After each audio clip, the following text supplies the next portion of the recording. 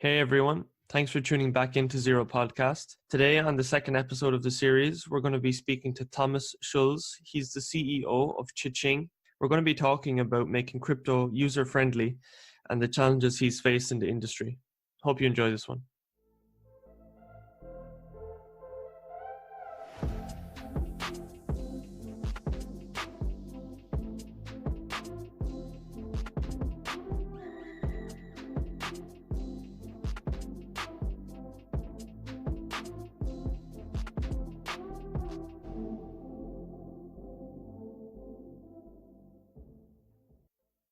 Okay, Thomas, welcome to the show. Thanks so much for coming on. Really appreciate it. Yeah, man, I'm excited to hash some things out and talk to you. So, as we usually do, give us your backstory. When did you get into crypto? Okay. Yeah, no, this is always a fun question. You know, anytime I listen to other podcasts, I love what people have to say here. For sure. But yeah. So I got into crypto in the late summer of 2017. I got in about the late August timeframe, right when colleges and universities started to get back in. And, you know, I was joining this business fraternity and I had met someone that was in it and he knew quite a bit about crypto. He invested in crypto years and years back. You know, he was definitely an early adopter to this stuff. And, you know, he told me a little bit about what it was. He told me about a few other altcoins. He told me about Ripple. And then, you know, he showed me his Bitcoin wallet and how much, you know, money that he made over time and all that stuff. So initially, you know, my interest in crypto came from a financial standpoint, wanting to come in, make some money while I'm in college and, and see how it goes from there. And obviously, as you know, 2017, that's when the run up really started to happen. And, you know, that's when, you know, my attention got grabbed by all this and, you know, put some money in, saw it grow. And I was like, oh, wow, this is pretty cool. And, you know, at first I didn't really understand too much of, you know, what cryptocurrency is. All I knew was that, like, you know, I did a little bit of research on it. It was decentralized, you know, had an immutable ledger, all that type of stuff. It looked really cool. People were making money. So I got in. And then, you know, one of my first transactions that I made, this kind of leads into why I started building Cha-Ching. I actually lost quite a bit of money. I lost, you know, I put in $200 into crypto at first, and I lost about 100 of that from sending my crypto to the wrong wallet address. Oh, And yeah, no, it was not a fun experience. You know, I was freaking out. You know, broke college student. You know, losing my money like that was certainly not a fun experience. And, you know, I was freaking out. I was emailing Coinbase a ton, like, you know, literally taking screenshots of the blockchain address where the crypto sat at. And I was like, oh my God. Like, I really, like, can you please get this from me? It's right there. Just grab it, send it back, and we'll be all good. No response, obviously. Like, that crypto is gone, as I'm sure you know. 100%. And no, that was definitely my intro to crypto. Yeah, so I think a lot of people who join this space, Tom, that's a hurdle they have to overcome, the addresses. So you're working on a cryptocurrency wallet application that's called Cha-Ching. Yep. So I'm going to run through a few of the features and maybe you can expand on them because this leads nicely onto what we were just speaking about with the addresses. So I have some features here and you can expand on them as I go through. So you can manage your favorite wallets like Binance and Coinbase. Yeah. So, you know, kind of going before diving into that, like, so the purpose of why we started Cha-Ching and really wanted to bring this to people and give people the opportunity to use crypto in a different way is because when we first saw, aside from my own personal experience losing money, the entire ecosystem, kind of leading into what your question is here, is so incredibly split. Right, you know, there's a lot of different aspects that crypto covers. Like you have wallets, you have fiat liquidity, you have a portfolio tracker, you have exchanges, and like you have all these different services that people use, and they're also disjointed from one another. Like if you look at anybody that's in crypto right now, chances are they have multiple wallets, multiple exchanges, you know, possibly even use services like Shapeshift to swap coins mid-transaction. You know, track their. There's no one central hub for everything, you know. Correct.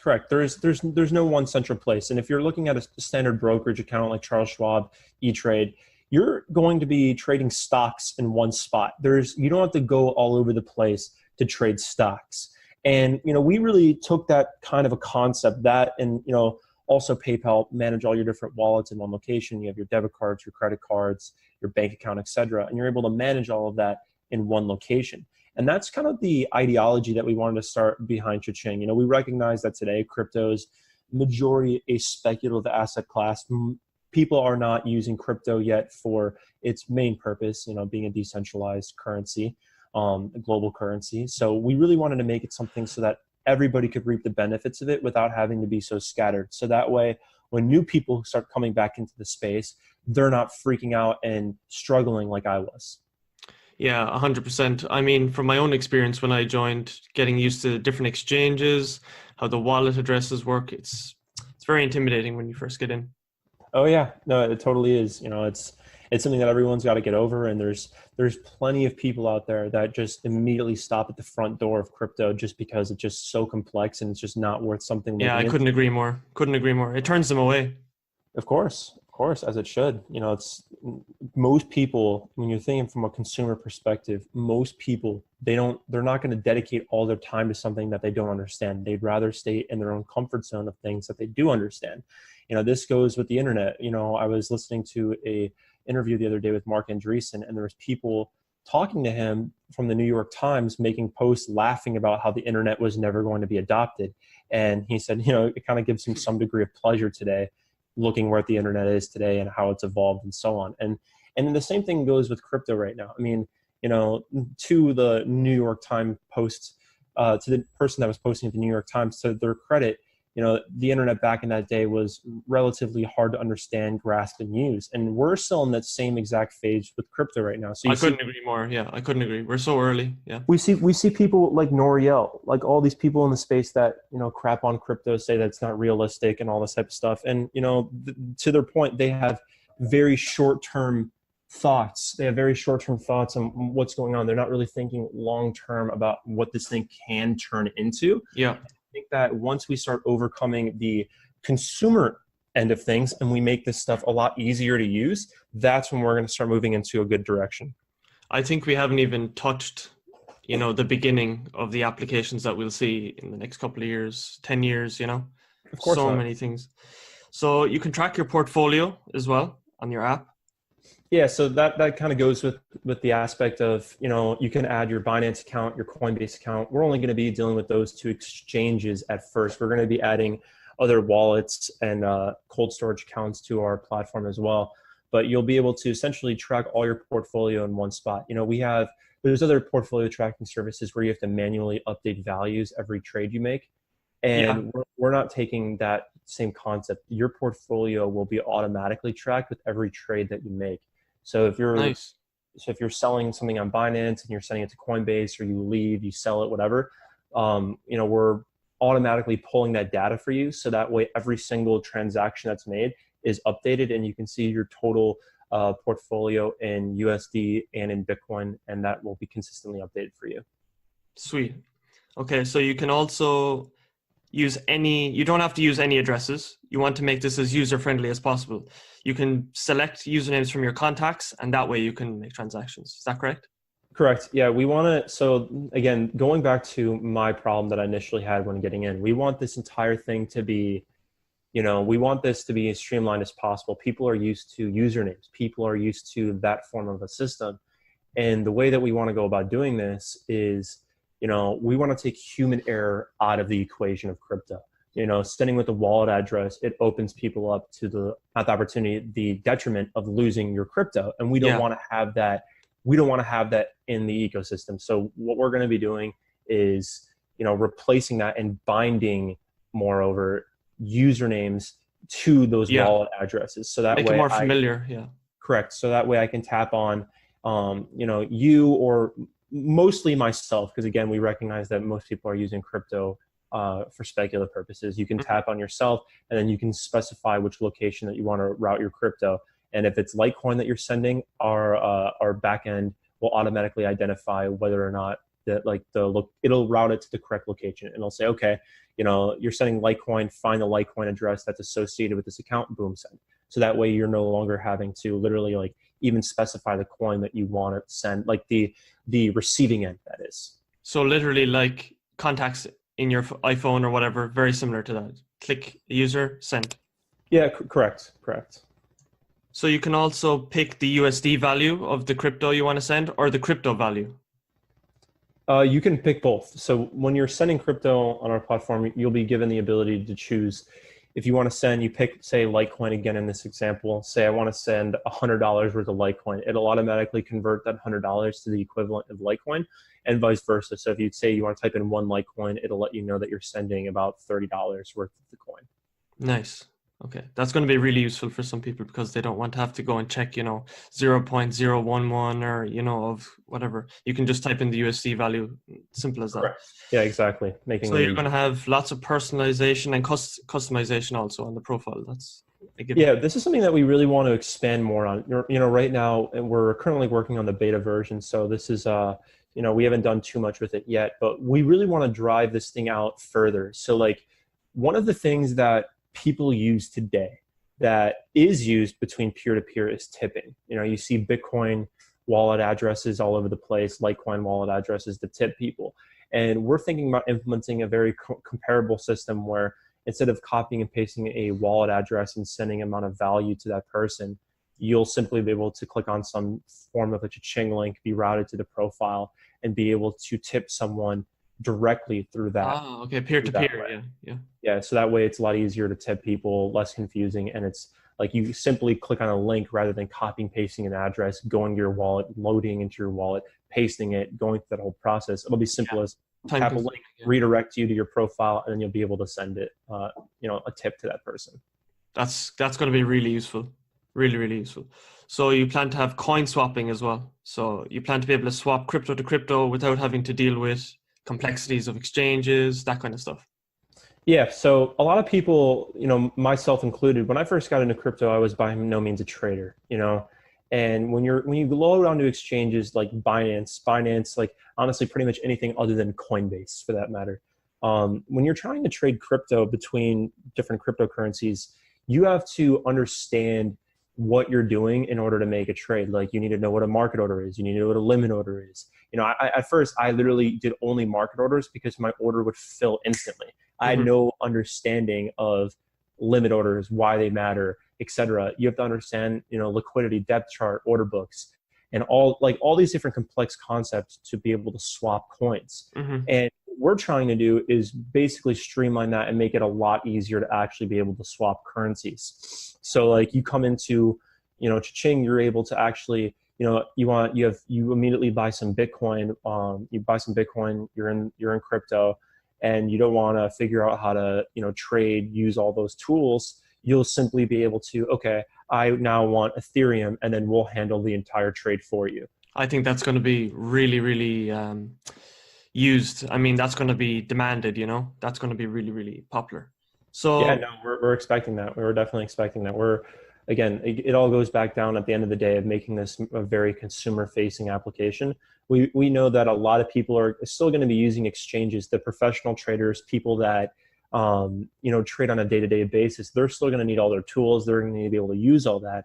And the question is being like, okay, so how would this be used by traders? And the answer to that question is actually, this is something that I would use personally. Back in the day when I was trading, a lot of people, if you want to make a trade on the go, it's virtually impossible using like the Binance app or using on mobile. It is 100%. Using a mobile application to trade or swap currencies is certainly very complex. And what we're trying to do again is if you're a trader and and you're watching the price or whatever and you're seeing that it hits a certain location, we'll give you the ability to, again, in a simple manner, be able to switch your currency out relatively quickly and on the go. So that's something that will be definitely we see being used by traders that need access to a trade on the go.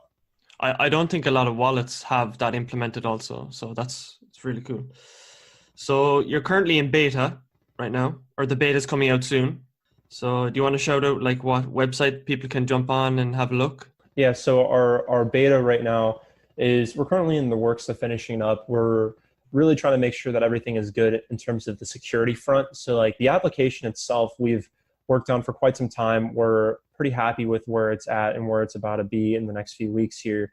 It's more so we're trying to do penetration testing, making sure that all the information is secured. Everything is good on that front. So we're getting some more professional perspectives on this case. And once we're really confident in the security architecture of our platform, that's when we're going to start releasing the beta. So our anticipation, like sometime, like honestly, like, there's no real way of knowing right now, just because we're still asking around and we're still, and making sure everything's checked before launch, of course. Yeah. Correct. One of our potential investors, he's got a security background.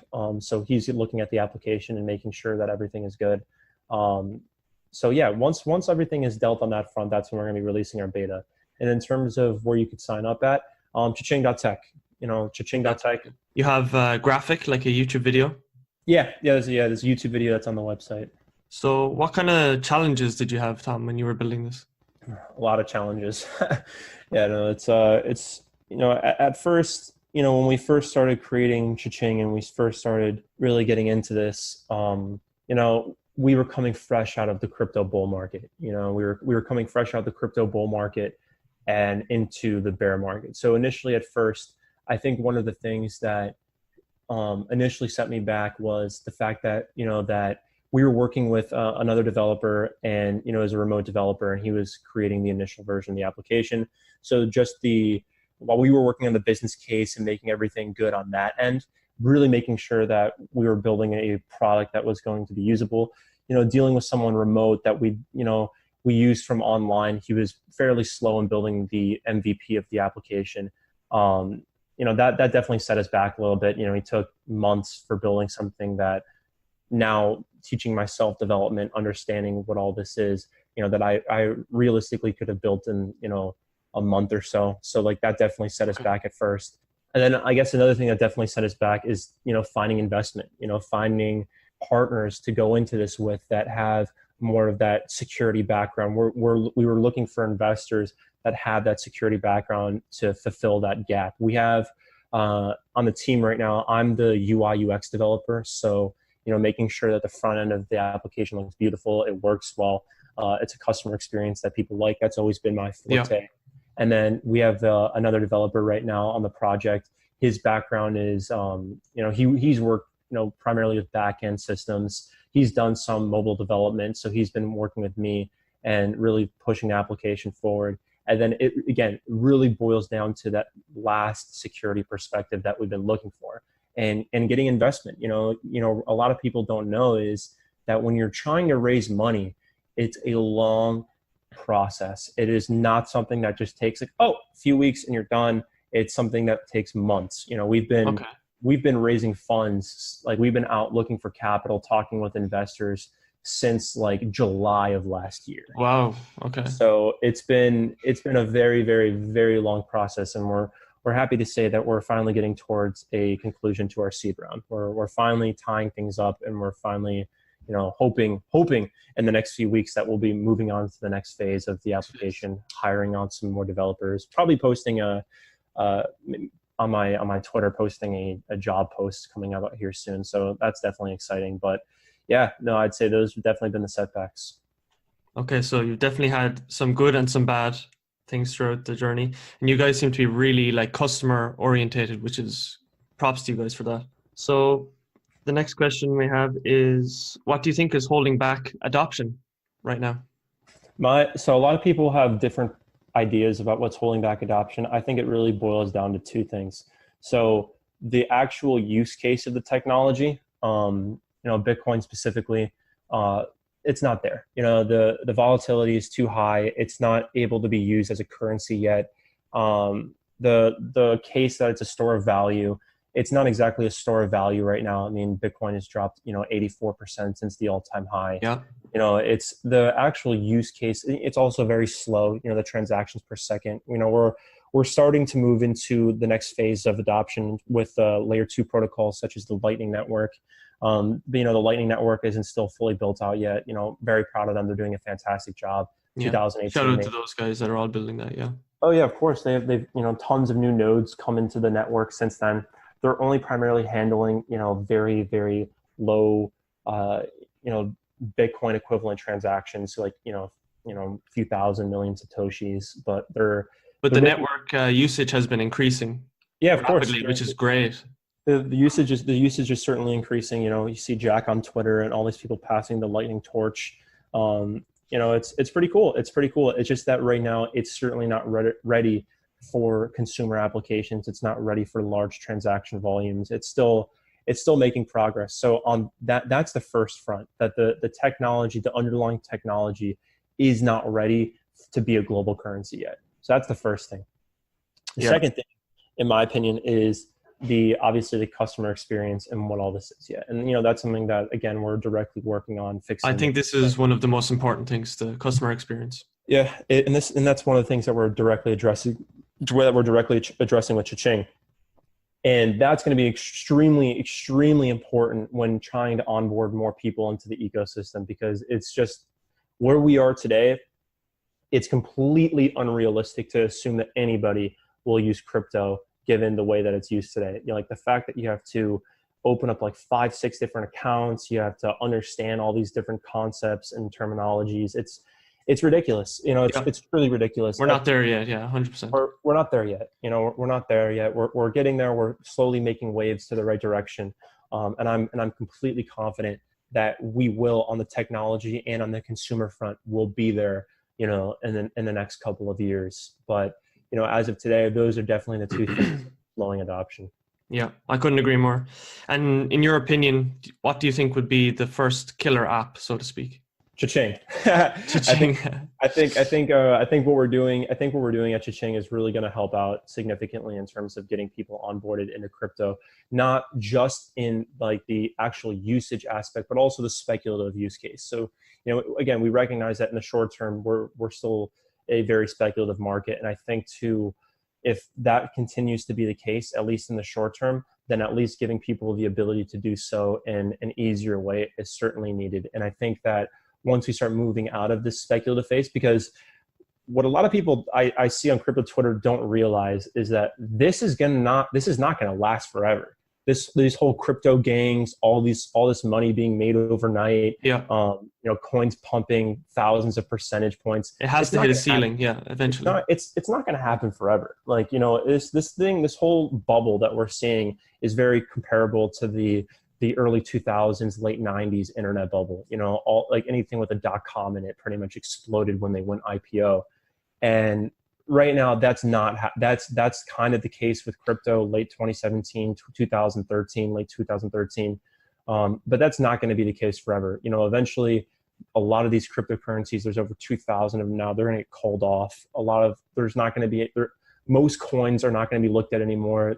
Like the coins with strong fundamentals will stay on. Correct. My personal belief is that if we start getting towards this global currency and we start heading into that area, then we're gonna stay like probably like within the top 5 to 10 coins are the only ones that are going to be relevant, and the only ones that are going to have liquidity, the only ones that are going to be used. There's two aspects and two perspectives to this. You have the technology perspective that a lot of people take, and the finance perspective that a lot of people take. And for something to be adopted as a currency, it requires a lot of trust. And the only crypto that has that trust is Bitcoin. Bitcoin's got 10 years of a track record. It's slowly moving throughout the adoption cycle of what a currency is. So if you look at the Lindy effect and understand what the Lindy effect is, we're coming up with that store of value location right now. And all the other cryptos out there just simply are not going to make it to that degree that Bitcoin will. 100%. Yeah, I agree. And today we just had some news that Morgan Creek raised $40 million for a crypto fund. What are your thoughts on that? No, that's really awesome. I'm really happy for Pomp. I'm really happy for the whole Morgan Creek team that they were able to do that. Funny enough that they actually, I'm out in DC, the DC area, Fairfax County, and one of the people that invested in the fund was somebody from the chief investment officer from the Fairfax County Police retirement strategy. And which was really interesting because, someone from my local area has invested in crypto, and, it's super cool. It's super cool to see that. So it's good on them. So this was a Twitter question. Somebody wanted to know, what's the $1 menu? Oh, what's the what's the $1 menu? Yeah, the $1 menu right now is pretty much anything. It's pretty much anything that's $1 or less that I can buy with the few coins that I have in my car. Pretty much, bought myself a sausage and egg McMuffin the other day. That was freaking awesome. Definitely living off some sausage and egg McMuffins right now. But yeah, that's That's the $1 menu. yeah. So, in your opinion, you're developing an app. What programming languages will be most used over the next few years? Because you see, we have Ethereum with Solidity, we have Neo using, the standard languages. What's your best opinion? Well, to be completely honest with you, I'm not coming from more of a deep technological perspective. I'm strictly staying on the consumer side of things. So that really isn't my expertise of knowing what's going to be the most used language or not. That's I'm going to let the other people that are really deep into blockchain knowledge answer those questions. Okay. I appreciate your honesty. So just before we finish up, Tom, how would you help somebody who's new in the space differentiate between a scam project and a legit project? That's a good question. That's a very good question. I'd say there's a lot of warning signs. There's a lot of warning signs. I feel like the first warning sign is nowadays ICOs have a terrible stigma around them. So I feel like the first warning sign to me would be, first, if you're hosting an ICO. This is not to say that if you're running an ICO, it's automatically a scam. If you're running an ICO, you should really, really, really be careful and know what that project is trying to accomplish, understand what they're doing, and look forward from there. But I'd say the most clear warning signs, would be them promising some X amount of return by you buying their coin. Yeah. That would be the most clear as day sign, because you buying their coin for the specific purpose of making money is literally by definition a security, and also as a promise that you cannot make.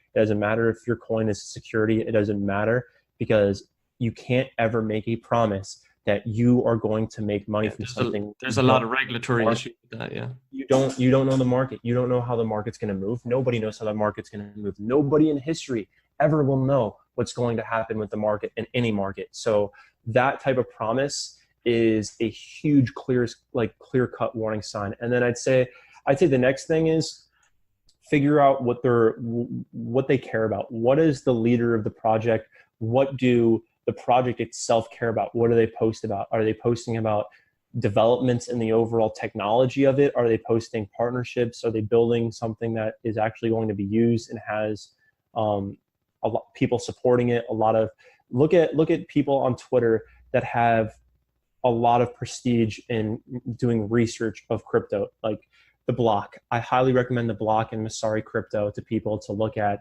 in terms of where they should be looking at, where they should be questioning, because they've always maintained a very unbiased perspective with the whole entire market. And doing that in itself, trying to maintain unbiased, is incredibly hard with all these different cryptocurrencies being very cultish. A lot of people get attached to a crypto and then they're diehard that crypto. So seriously, props to those two projects for maintaining that unbiased nature. And again, going back to what I was saying a second ago, really making sure that what are they posting about? Are they posting about their developments, or are they posting about why you should buy their coin? Yeah. Where their coin's at on CoinMarketCap? Red flags, yeah. Those are red flags. I think that was a really good answer, Tom. I think people will be really glad that you answered that one. So before we finish up, is there anything you'd like to add? I really appreciate you coming on. No, I think we covered everything here. We went through a lot. So shout out the Cha-Ching Twitter and your own Twitter, all the socials where they can find you. So that would be just Thomas Schulz on Twitter, and the L in Schulz is actually a capital I. Someone took my name, sadly. Okay. and then Cha-Ching, just at Cha-Ching Wallet. Perfect. Again, Tom, thanks so much for coming on. I really appreciate it. Yeah, thanks for having me on. It was a blast, man. So thanks to all our listeners. Make sure you give us a follow on our Twitter. It's @0podcast. And we'll be back next week with a new episode. See you all then.